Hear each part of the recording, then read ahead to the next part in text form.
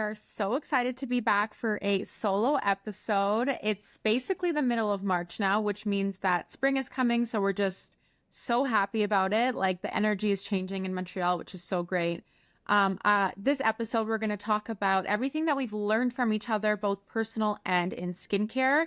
I think working with somebody, whether it's just a business partner or whatever, you learn so much from that person, but even more when that person is your mom or your daughter or your sister, or you're working with family, you learn even more about that person and they teach you so many things. So this is going to be a fun little episode for us because we're really going to dive into what we've learned from each other, and hopefully that can be shared to our listeners. Absolutely. I love this.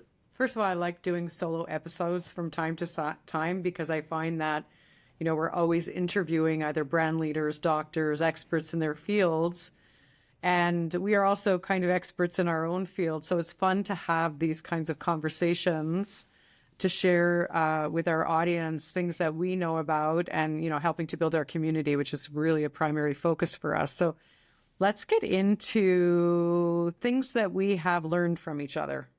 Yeah, we're going to start off with skincare, I think, because that is the sole focus of basically our business and the skin talks. And I think that it's really fun. So, I'll go first in terms of, because I feel like I might have learned more from you in regards of skincare since I'm younger and, it's just different. Basically, like the number one thing is you taught me from age 11 to be using skincare and to be working on your skin.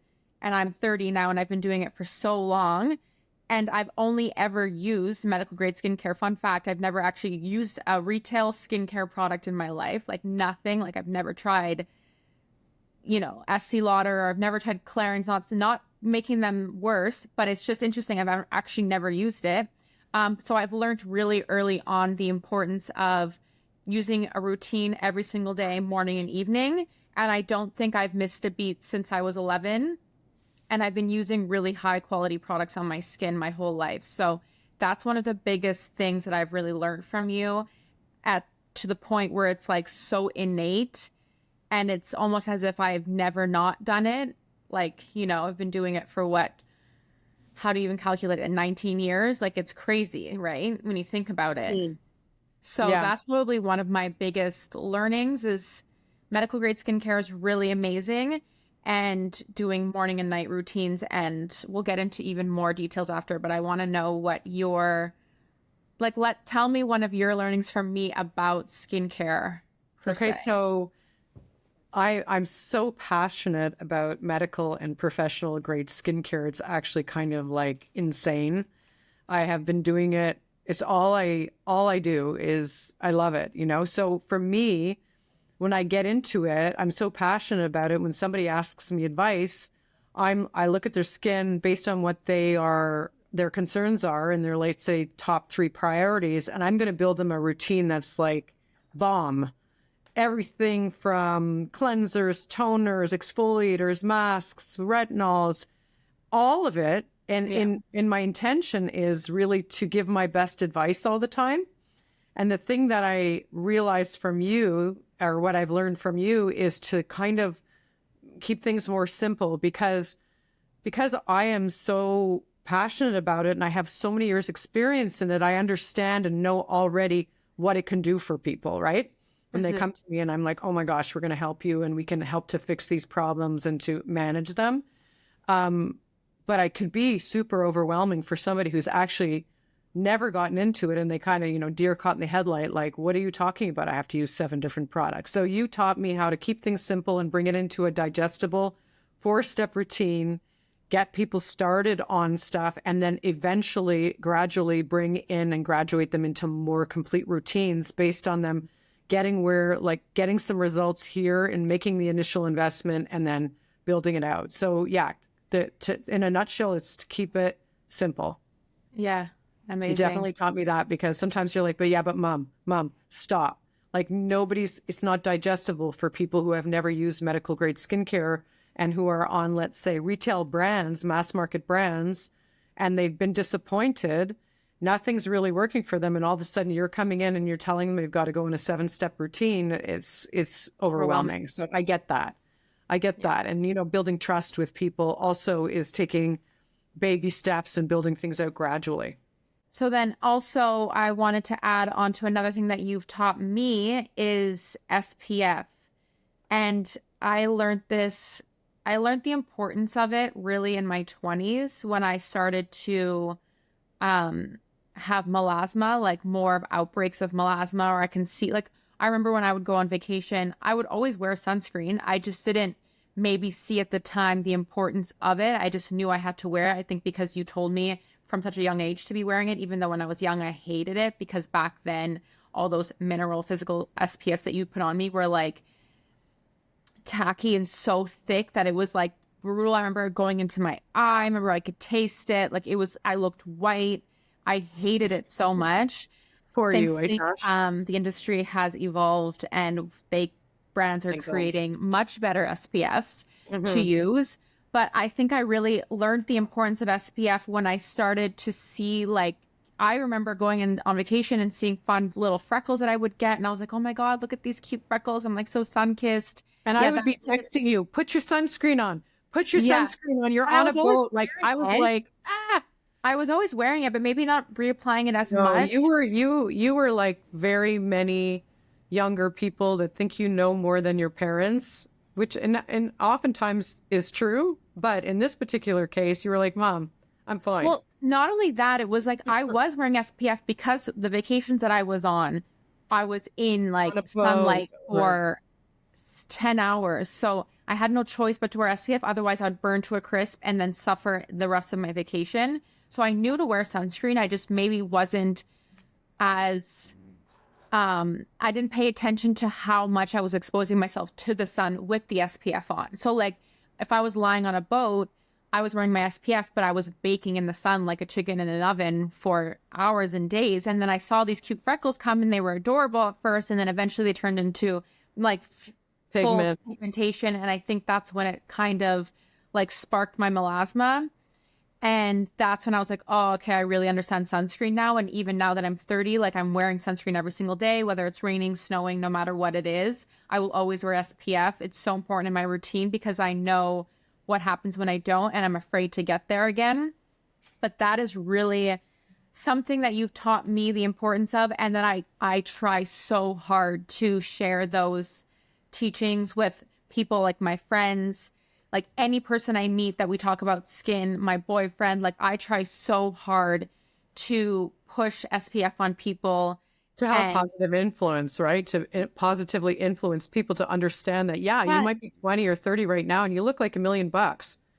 But when you fast forward 50 years from now, if you don't wear sunscreen, or if not 50 years, fast forward to your 50s or like even your 40s, yeah, you're going to wake up one day just like you did, Tash, and you see all of a sudden you've got pigment on your face and you're like, where did that come from? Well, it's all the stuff that you did in the beginning of your life, yeah, definitely. right? Yeah, it's definitely trying to share that with people and also like learning that UV rays penetrate through windows and you like the sun reflecting on the snow is just as dangerous as the sun reflecting on Mhm. the ocean or the water or the lake wherever you're at. So sharing those teachings with people and they're like, "Oh, really? I had no idea." And I'm like, "Yeah," or even learning what the UVA does versus a UVB. So all those teachings about the sun I received from you that I really try to share with people and I think putting an emphasis on like how important that is rather than just doing it just to doing, but like really understanding. And I think I had to learn the hard way in terms of like my pigment that came out. That being said, like my pigment, I know how it's triggered. It could be hormonal. It could be even if I'm just Yes. warm. So like I think I was always going to have the melasma, maybe just not as bad as it was. And But you have it, eh, Tash? Like I have pigment. yeah, I have had pigment for years and years and years, and also a lot of redness. But over the last 30 years of my life, I have been dedicated to working on it. yeah, And I mean, if you take off my sunscreen, my tinted sunscreen, and you look at my skin actually naturally, you can tell that I've worked on it. mm-hmm. I've worked on it and I've managed it my whole life because that's not what my medical estheticians will see when they look at my skin anymore. They Yeah. don't see it where it used to be the thing, the number one thing that people would say to me is you're really red and you have a lot of pigment, and that's all sun damage, Uh-huh. right? So I Yeah. knew you were inclined to have it, you know, but Yeah. until I people just see it for themselves, they just don't want to believe it. It's like that notion of it's never going to happen to me, that youthful approach to life of, yeah, that happens to other people, not to me, but in reality, it does happen. Yeah, it really does. But Hmm. even if you're like lucky and you don't have pigment or you don't get melasma, like it's not even just protecting your skin against those two aspects. It's protecting your skin against like fine lines and wrinkles and And texture and cancer too, dehydration just and cancer, also cancer, like skin cancer. period. It's sun causes It's skin cancer. I mean, I the don't even sun know. does, but not just the sun, like UVA, which is aging, responsible for the aging of the skin, is the primary cause of many cancers in the body that people just don't even realize that. That's why it's like broad spectrum SPF, like full coverage, Yeah. broad spectrum is covering against the UVA and the UVB. UVB just causes burns and browns, but there's a whole ton of stuff that's going on besides that. Yeah, That's what totally. So people don't that realize, was right? yeah, just as important SPF as is you teaching me um daily routines and habits about my skin. Those two I think are really like top tier Mm-hmm. in my learnings. Mm-hmm. What about you? Well, so I mean, like you said, I'm 25 years older than you. So I think that probably what I've learned in skincare from you is less than you've learned from me just by the nature of my age being older than Hmm. you, right?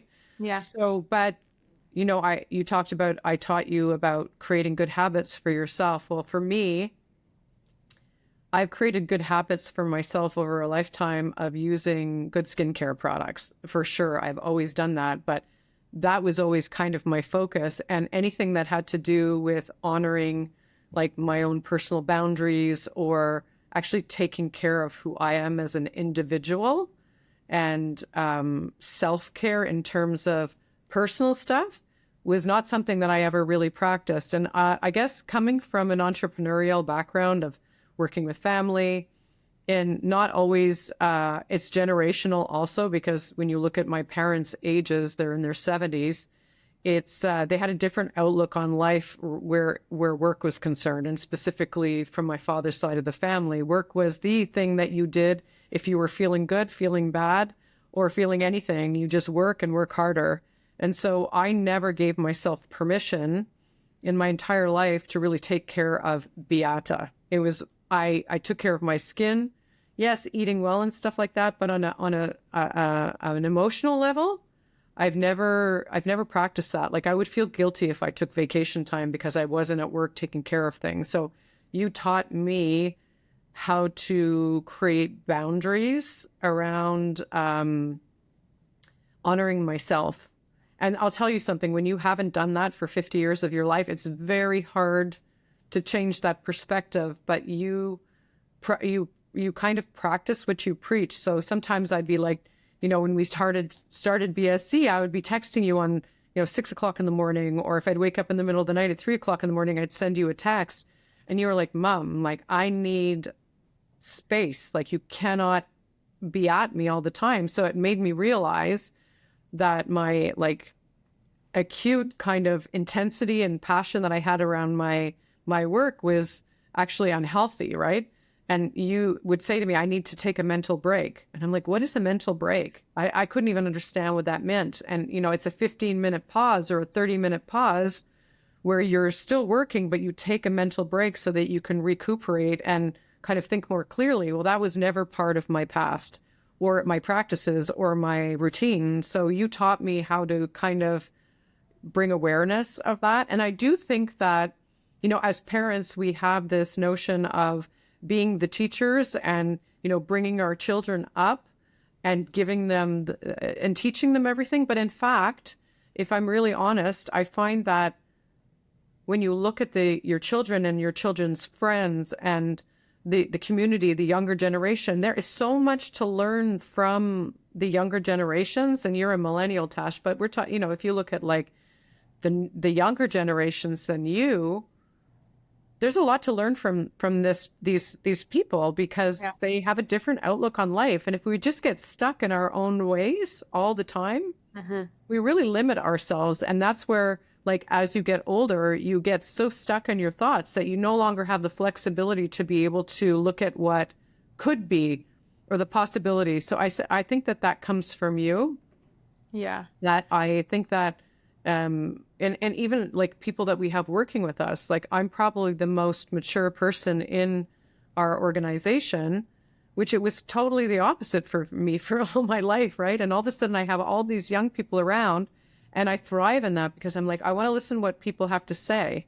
So you taught me how to open up my awareness around learning from other people and getting outside of my own stuckness in a way, you know? Well, I think that also comes from like you said, especially when it's like teaching you boundaries about work. I think that you were brought up in a environment where work is the end all be all. Oh, it was the only thing. Like And it was the only thing we talked about at a Christmas dinner tables. Like it was yeah, and about I this remember is that as a kid. And I think that as a kid, I maybe didn't like that. Like there yeah, must have been a part of me that didn't really like that. But I even think that's not even necessarily me. I think that's actually my generation because when I speak to those of your generation, it was like work, work, work, hard, hard, hard, like push, push, push. And I think that comes from things are much more accessible for us now. Like my generation, things we grew up with the internet and I mean, almost grew up with the internet, but like things are more accessible. So it's this notion of work hard, play hard.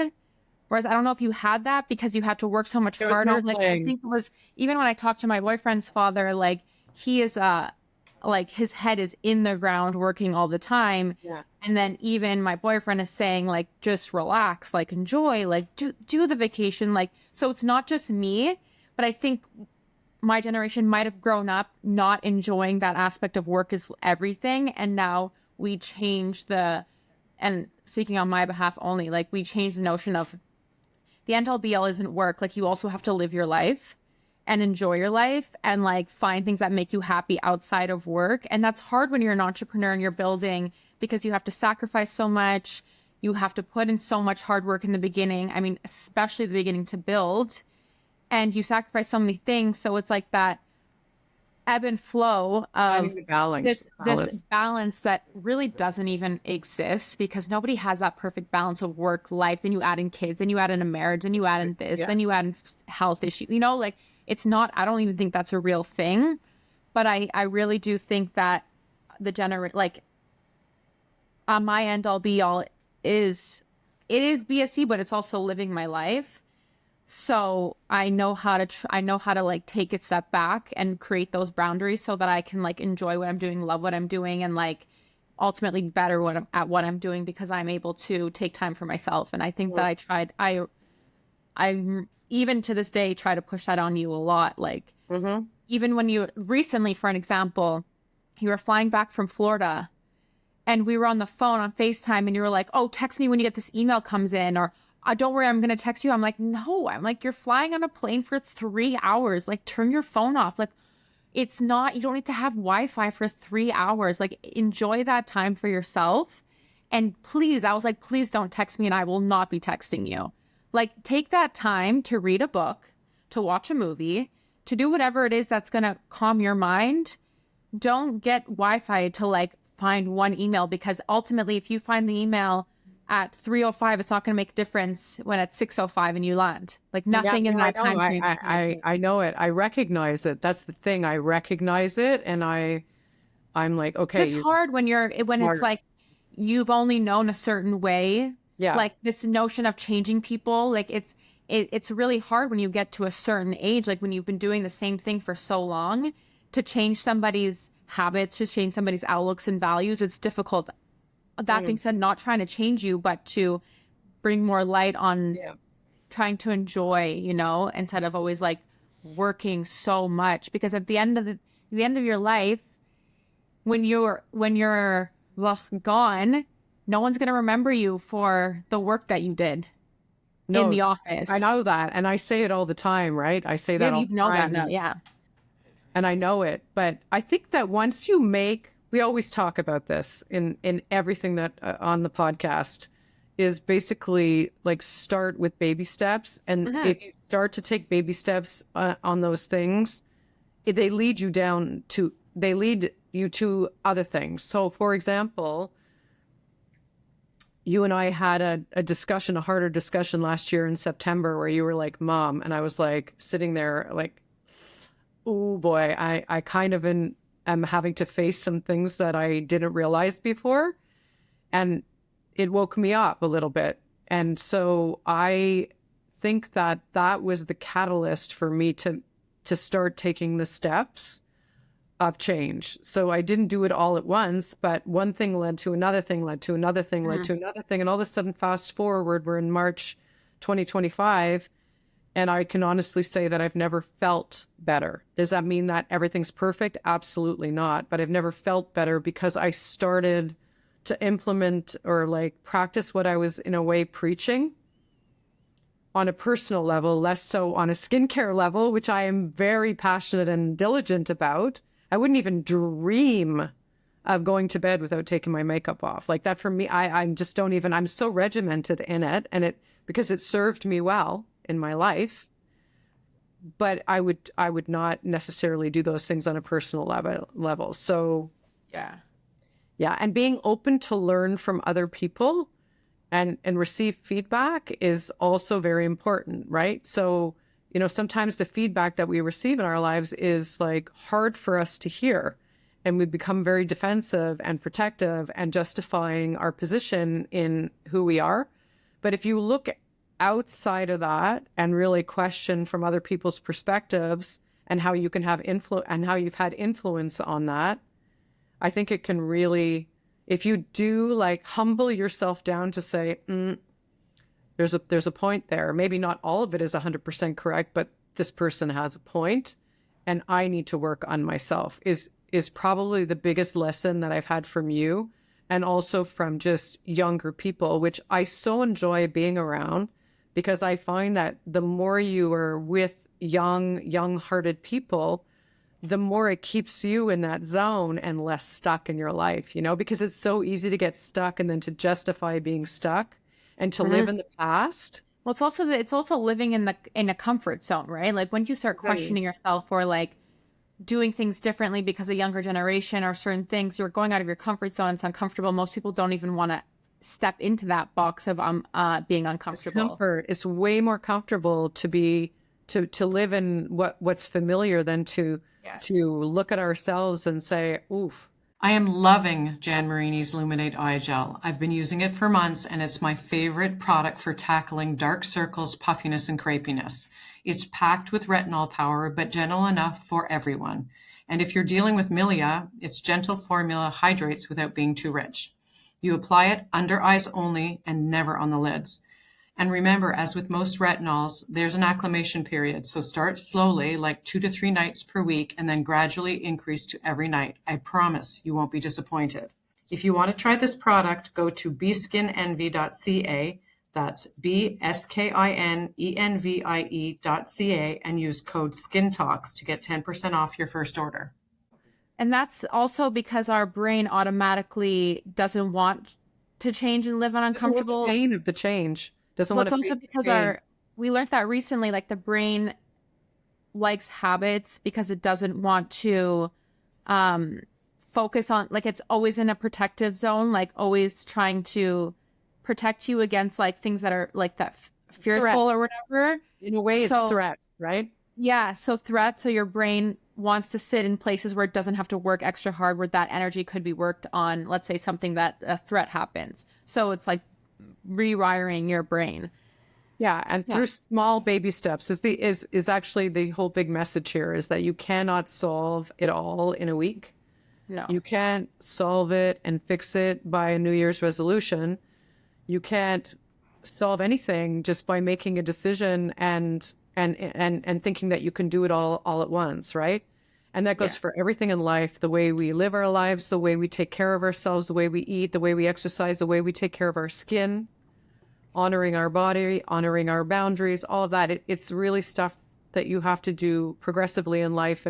and to be patient with yourself, slowly, you know. And I want to go on that where like something that you've taught me is that with all of this, you've taught me to question things more instead of taking something at like face value, like just trying to like understand what's going on, or if something happens, like question it, be like, like what does that mean? Or just trying to understand situations better. I know that I already am like very emotionally intelligent. Like I have a high emotional intelligence, probably higher than my regular IQ, whatever.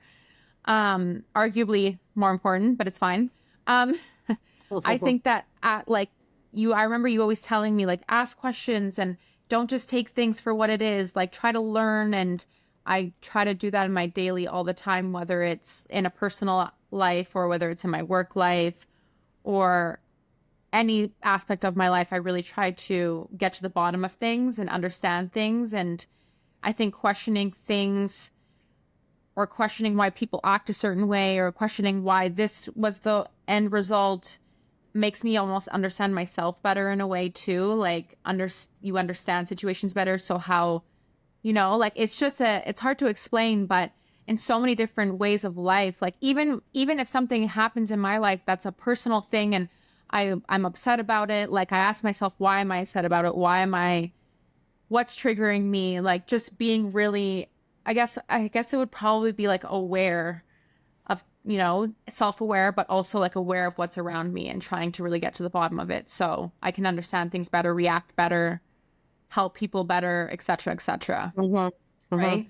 I think it's really important. I probably like emphasize that because in my world growing up, there was a formula, right? Like the way my family, and I'm not knocking it. This is like we are raised in situations based on our parents' lives, their parents' lives, and it just goes down through the generations, right? But for me, it was like, if I do this, this, and this, I'm successful in my life. And therefore that thought process of being I call it like being stuck in a box it's a very safe zone, but it makes you not question stuff because it's like, well, that doesn't fit into my box and I don't need to do that because I need to just do this so that I can achieve the success that, So I didn't ask a lot of questions in my youth. I really didn't. I just did what I was kind of taught and told. Yeah. And I think that I missed a lot of opportunity at that time of my life. But having said that, all these things that happen in your life make you who you are today, right? So I don't have any regrets in that regard, but I think that's probably why I was like, put yourself in somebody else's shoes. Like, why are they doing that? Ask a question of this, ask a question of that. Because in our society, it's like you go even to school and you learn about geography, you learn about how, let's say anything. And the teacher tells you this is the way it is. And we are taught to believe that that's the truth all the time. But you can challenge those things because it doesn't mean that the person that's teaching you these things is telling you the truth and that there's not other ways to look at it. And it's not to be disrespectful. And that's not even what I'm suggesting. It's just to say that if somebody says to you, well, this is what it is, like, just look at how we were taught sex education as children. Like in my day, it was not an inclusive, it was fear-based, right? Yeah, and also mine. Shame-based. And so I never questioned it. So I just kind of said, oh, okay, so sex is bad, basically. I shouldn't, as a female, have any sexual desires or needs or wants because that's a male thing. And I need to protect myself from getting pregnant and getting diseases. But that's not the message that we should be receiving about sex.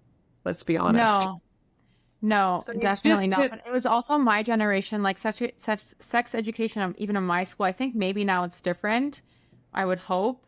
I hope so. But even in mine was like, it was all about how to protect yourself as a woman and like always directed towards more of the woman, like having to do the protecting yourself, learning how, literally a demonstration of learning how to put a condom on a banana. Like that was like, that's what I was taught. I was like, wow, cool. Like where's like, like should have totally questioned it. It was totally, but we didn't question it because it's based on fear. A lot of teaching is based on fear. So my thing is don't be afraid to challenge the different perspectives and to ask questions and approach life with like open eyes. Doesn't mean that everything is set in stone and that you have to like be so Well, no, but controversial. It's just ask that's questions. also the great thing about this podcast or podcasts in general, because if you're interviewing experts, also that's an aspect of asking questions and getting to the bottom of something and learning something, right? Or why I listen to so many podcasts is because they ask professionals questions. Oh, I learned something, I take it for my own. How does it affect me? How do I? So like even it goes as far as to like why we've created Skin Talks so that we can educate ourselves and better understand things, ask questions, break certain norms. Like we have sex leaders, let's just say, or brand leaders about, for example, female health or female hygiene or whatever it is, and breaking those barriers Yeah. about what we learned in school, for example, right? Yeah. So like Yeah. that's like a prime example of It is. really And I think that, questioning things. yeah, I think that, podcasts are interesting. And, when you were listening to a podcast and you're like, let's say we're interviewing somebody or we're listening to another podcast where somebody else is being interviewed, it doesn't mean that the person being interviewed is right, right? It doesn't Yeah, mean that at all.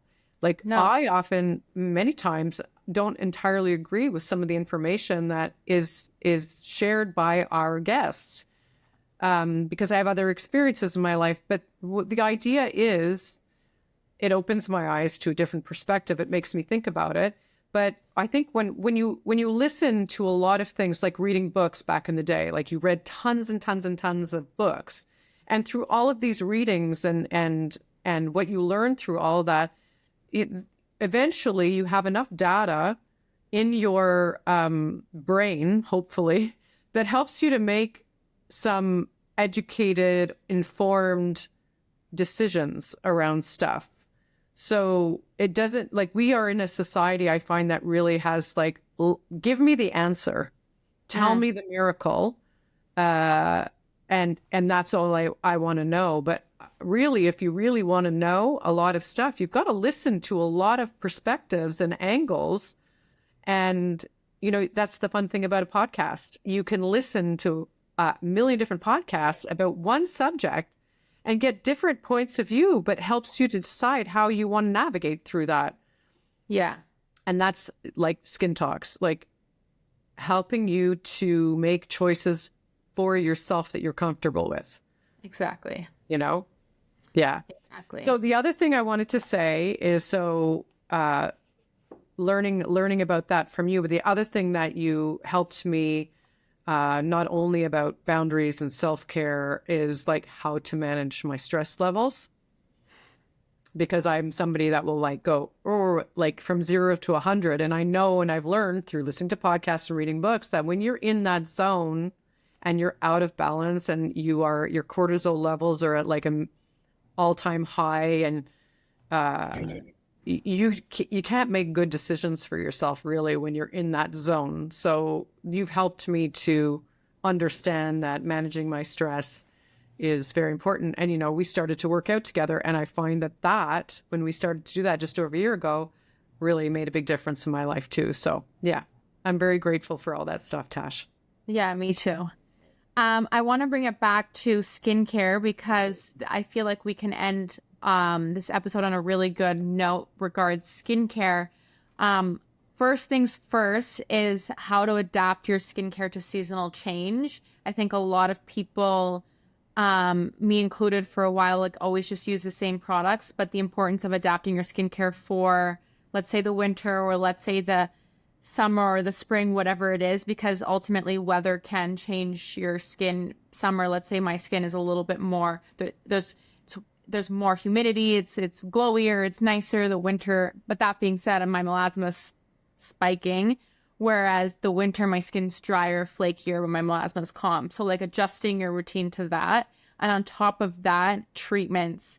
And I think that goes in hand too, because when you change your routine, you also are adjusting your treatment plan, ideally, right? If you're going to the Medi Spa, which you should, that you always taught me, because you've been doing skincare for so long, adapting it for so long, and then also doing your treatments your entire life, and you're 56 and your skin looks amazing for, not saying for your age, because it's not like your age is like, Yeah, groundbreaking, but I get it. it compared to, some other people, maybe your skin is a little bit more advanced, and that you taught me that the importance of adapting my skin care and also doing treatments is extremely important. It's like basically like we always say this, and it's like we're kind of like a broken record, but going to the dentist and brushing your teeth, like you brush your teeth every single day at home, but you have to go to the dentist to get like that big cleaning, blah, blah, blah, every 6 months, 9 months, or a year, whatever it is that's recommended to you. And same thing for your skin. And you adapt it differently to how you're going into the summer. Maybe you're not going to be doing like, I don't know, like IPL in the summer versus if you'd to be doing in the winter. But that's something that I learned, not because you told me, I don't think, but more because I've observed it over the years and I see your skin now. And it's something that I just learned that it's so important to go see your esthetician and go get facials and go get treatments that are set for, that are suited for your skin type and concerns. I think that that's really, really important. No, I agree. And I think it's very important. I think the number one thing that you have to ask yourself on the daily, it doesn't matter who you are, is how are you feeling in your skin, right? So like yes, there's an being intuition intuitive. around how you feel in your skin when you get up in the morning and you look at your skin. When you're at night, you take off your makeup and you look at your skin. Like what are you seeing and feeling in it? Kind of, Yeah. because your skin is your largest organ, so it's going to tell you no matter what is going on, if it's not happy or if it's happy, right? Yeah. And just noticing stuff. I think that, there's this notion of skincare being a luxury somehow. And for me, and I don't mean this to sound pretentious in any way, because it doesn't mean you have to spend a lot of money on your skin or on your treatments or anything. It just means that you need to build in a routine that you follow throughout your lifetime and that you're intuitive with your skin. So if you have the means to go in and do more progressive treatments, by all means, like I highly recommend that. Mm. And I mean, we're very lucky, right? Because we have a Medi Spa, We're because I've been close in the to it. industry for a long time. I've always done it. But even before I was in the business, I still did facials. I remember I still did stuff because I learned at a very young age, it's kind of part of hygiene. So instead of spending my money on, things that were less important for me, I spent my money there because for me, it was a priority on self-care on my skin, even though I didn't maybe take care of my emotional self-care and other things where my boundaries, which we've already discussed, that was a priority for me.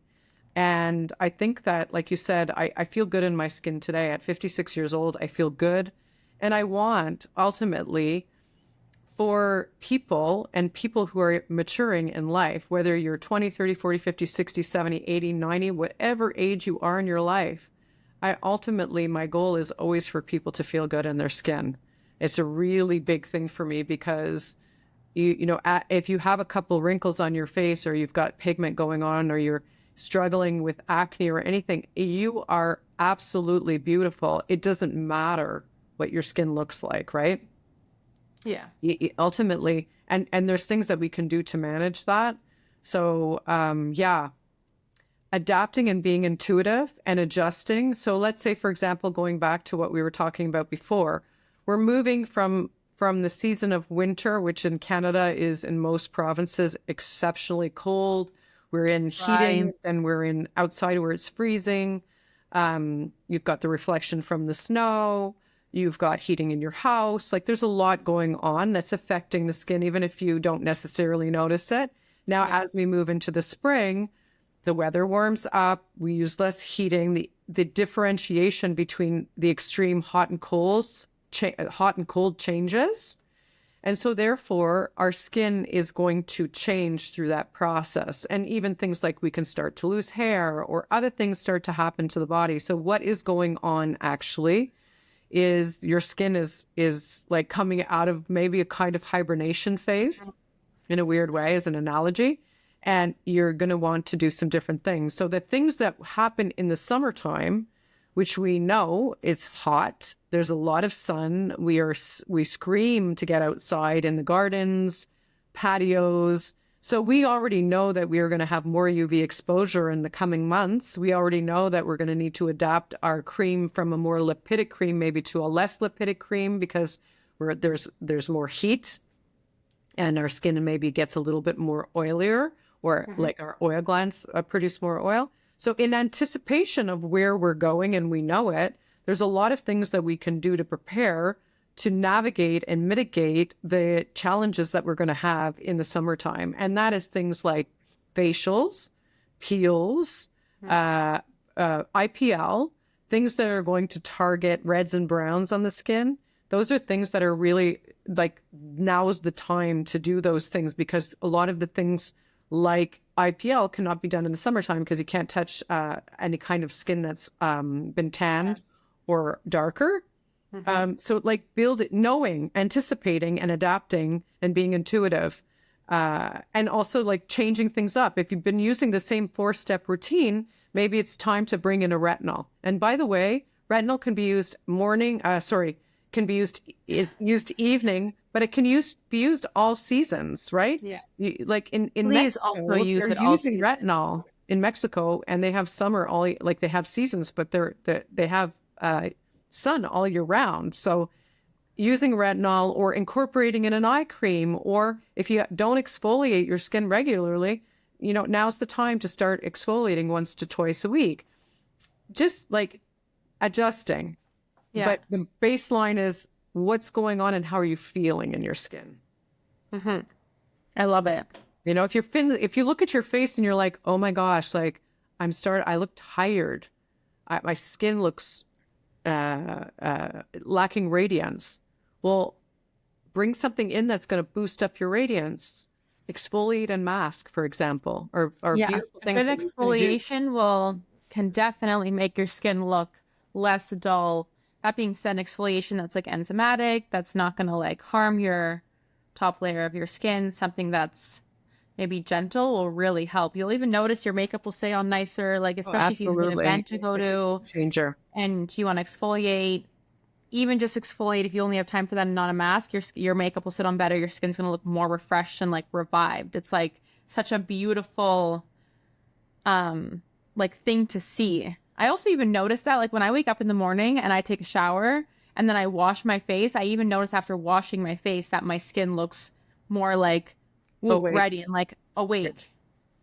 Such 100%. an interesting concept. I think it might be like 100%. psychological, but no, I think like no, and just noticing stuff and not being self-critical when you notice. Like I am not saying to look at yourself with and have negative self-talk. Yeah, definitely not. It's not that. It's just, and the fun thing about professional and medical grade skincare is that these brands are based on research. Like there's research and science behind it. This Clinical studies, results. clinical studies. It's really, you're going to see skin change.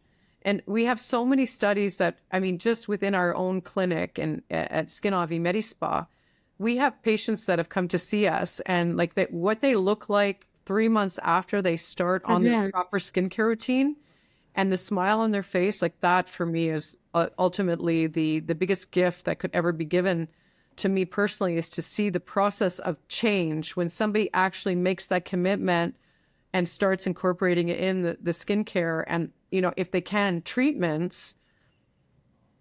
It's a beautiful thing to see the progress, totally. Yeah. It's a beautiful thing to see the progress. And really the medical skincare industry doesn't get enough clout, or it doesn't have enough accolades for all that it's done to improve the skin. And that's why we want to talk about it, is because it's amazing what you can do if you've got acne, redness, rosacea, pigment, lack of firmness and tone, fine lines and wrinkles, like just the, pores, texture, all of it. You really can make a difference, with time and with dedication towards it. So that's the really exciting thing. So for anybody listening today, if you are wondering what to do, for your spring routine, when you take off your makeup today or before you apply your makeup today and your skincare, ask yourself how you feel in your skin. And look at your skin with loving eyes and ask yourself, what would make me feel better? What am I noticing? And then, get advice from somebody who is a skincare expert, not a retail person trying to meet their sales quota, but somebody who really understands the skin and can give you some good recommendations on steps that you can take for that improvement that you're looking for. And anticipate the summer season, get your skin ready so that you can combat the challenges that you're going to face when you are living your best life outside and in the sun and stuff this summer. Yeah, or on vacation or whatever it is. 100%. Yeah, 100%. definitely. I also think it's important to note that like you put in so much work, let's say, or in the fall and in the winter, like why throw it away in the summer and just forget your entire routine, right? And then have to work that much harder again in the fall. So just follow through and keep pushing with your skin and being intuitive. And don't give up in the summer just because it's sunny outside the sun. I can guarantee you it does not cure your skin. I don't even know where that came from. But it doesn't. And if you allow the damage to happen, then you just have to, it's like you're fighting yourself here. Yeah. So you got to keep pushing through. And, it's a routine, a habit that you build, and you have to do it all year round. Never abandon it and keep going with it, because your future self is really going to, I know it sounds cliche, but it's going to thank you. Yeah. So we hope that you enjoyed this episode, and hopefully you learned something from us, learning from each other every day. There's obviously so many more things that we've learned from each other, but we can go on forever, but we won't. I guess we'll see you soon, and thanks for listening. Thank you so much for listening. If you enjoyed the episode, please take a moment to rate, review, and follow us on social at Skin Talks Pod. We'll see you next week.